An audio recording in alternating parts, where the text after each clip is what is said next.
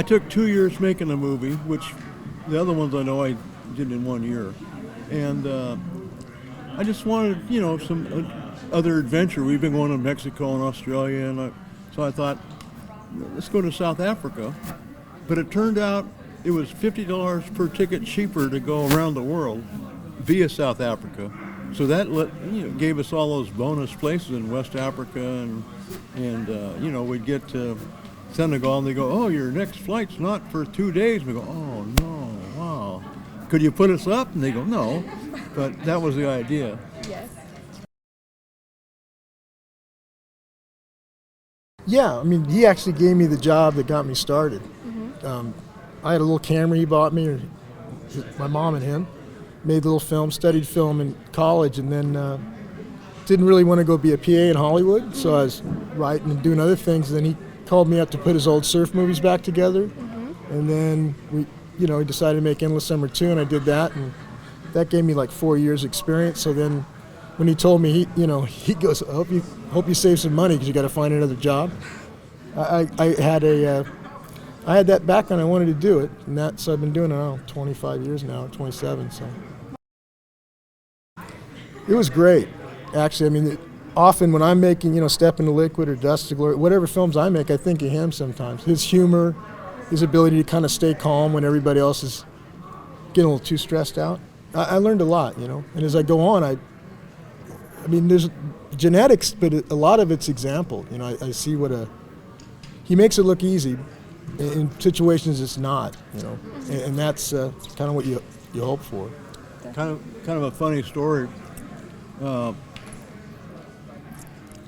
Most people with Endless Summer like my narration, but some film critics sound like a howdy doody. And so I read some review that they did of Dana's movie, and the critic said he sounded like Kermit the Frog. Kermit the Frog, yeah. Same paper. We're not going to give him any in New York, yeah. So we'd call each other, Kermit, this is howdy. Yeah. Because of him, he was a surfer before he made film, so we all grew up surfing, my family. So you kind of, with this kind of stuff, you make films about maybe what you know, or what you think you can tell a good story with, or deserves a good story. So I never really thought about it in that kind of structure, what makes it special, because it's kind of part of our lives. But I don't think it always gets a fair shake. I think a lot of times it's misrepresented a little bit, or there's better stories than people tell. So it makes you kind of want to go tell those stories. Well, in the 50s in Dana Point, we just tried to figure out something to do to stay at the beach. So, Severson did the magazine, and Gordon Clark did the foam, and Hobie the boards, and I made the movies, and the Hoffmans had what they did. So we all did it just, because just to stay at the beach. It's a little bit embarrassing, I'd say. Why embarrassing? I don't know, just embarrassing.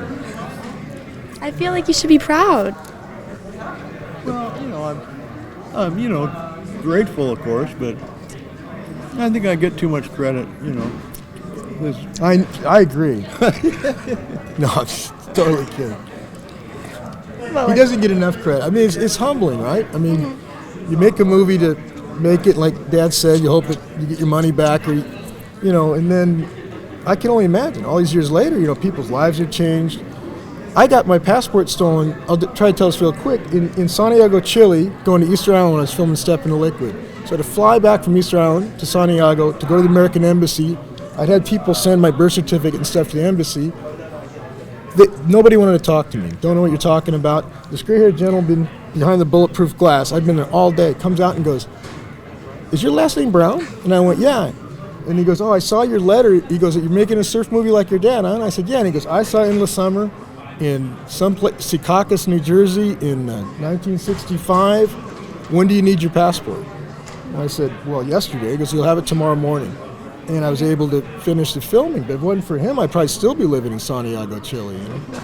But I mean, it had the impact on this American ambassador to Chile. I mean, it was something he never forgot in his life. I'm too dumb to do anything else, I think. Yeah, I'd agree with that. I mean, I can do what I do, and you're passionate about it, so it doesn't feel like work. It's exciting. And boy, you look back and think, geez, what else would I have done? I mean, I don't know. So, passion, and I'm real lucky to somehow, I was in the Lucky Sperm Club to be born in him and, be able to do it. I mean, you got to work hard, but I don't know. What people don't realize, making a movie is a lot of work. And I've had people come up and go, I'm going to make this movie. And I go, hey, you get ready to beat your head against the wall. And it's really a lot of work. Oh, I don't mind. I'm passionate. I go, okay, cool. Let me know how it goes. Well, I see them 6 months later go, how'd it go? Oh, what a hassle, man. I hung it up. So that'd be your typical, Yeah, there's a touch of stupidity in doing, because I mean, you get about 6 cents an hour when you break it down at the end of a project. That much? And like you say, with YouTube, you can go, I got 5 million views. I took 2 minutes of an alligator eating somebody and put it up. I'm a filmmaker, it's like, okay. But but I love doing it. So it's kind of like a lemming coming up the cliff, jumping back off, coming up the cliff. I think the Endless Summer helped really cement it. There was the Gidget explosion in surf music, and it was kind of, and Dad wanted to make a statement about what it was really like. And then he made it so cool, and it's just grown and grown. So it's much bigger, but, at its heart, like somebody told me once, it doesn't matter when you paddle out. If you're looking at the horizon, you're riding that wave, it's still the same thing. So, and as far as cultural answers, I don't know. You'd have to have a social science degree. I don't know the culture. I don't know either. I mean, we never thought of it in those terms, It's just something we love to do, and there wasn't many people that did it. And, surfing had basically a bad rap at the time, thanks to Hollywood and whatever. And, so I thought, well, the Endless Summer will show, give it some dignity, So I like it now, and, I mean, shit, everybody surfs, doctors, lawyers, Indian chiefs, It's kind of like, now it's nothing to be ashamed of, but when I was a teenager, I mean, you didn't want to tell many people that you were a surfer. They might have been ashamed of you just because of you, though. That probably was it. It might not have been surfing. I always blamed it on surfing. Yeah, right.